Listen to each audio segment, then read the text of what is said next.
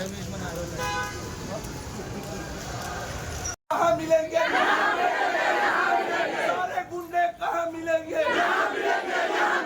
सारे बलात्कारी कहाँ मिलेंगे? सारे भ्रष्टाचारी कहाँ मिलेंगे?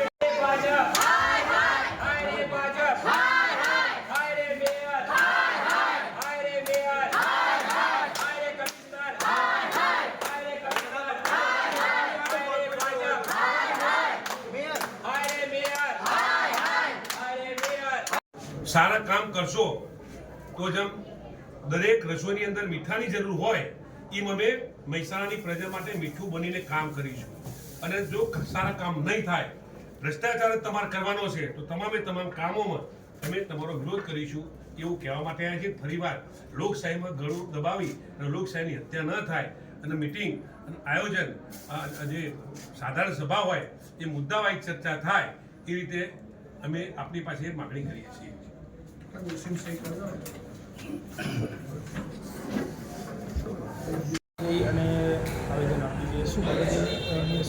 મહાનગરપાલિકાની કાલે મહેસાણા ખાતે સાધારણ સભા હતી। એ સાધારણ સભામાં એજન્ડા પ્રમાણે મિટિંગ ચાલી નહીં।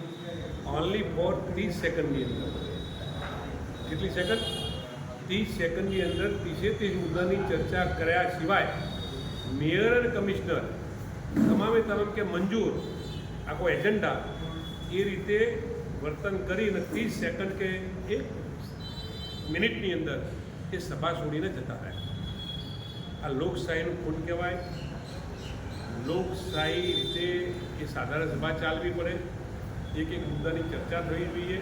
તમામે તમામ મુદ્દાની ચર્ચા કર્યા સિવાય 30 સેકન્ડમાં આખી મિટિંગ પૂરી કરવી એ લોકશાહીમાં યોગ્ય ન કહેવાય। એના માટે આજે મહાનગરપાલિકા ખાતે અમારા શહેર પ્રમુખ વિરોધ પક્ષના નેતા સહિત એનો વિરોધ કરવા માટે મેયરને મળવા ગયા હતા। તમે જો જેમ લોકસભા હોય કે વિધાનસભાની અંદર હોય ત્યારે આવું કંઈ બનાવ બનતો હોય છે ત્યારે ભારતીય જનતા પાર્ટીના જવાબદાર માણસો વિધાનસભામાં કે લોકસભામાં 10 દિવસ કે 15 દિવસ કે અઠવાડિયું આવવાનું છોડી દેતા હોય છે। એ જ રીતે આજે મહાનગરપાલિકાની અંદર મેયર કે કમિશનર પણ હાજર રહ્યા નહીં।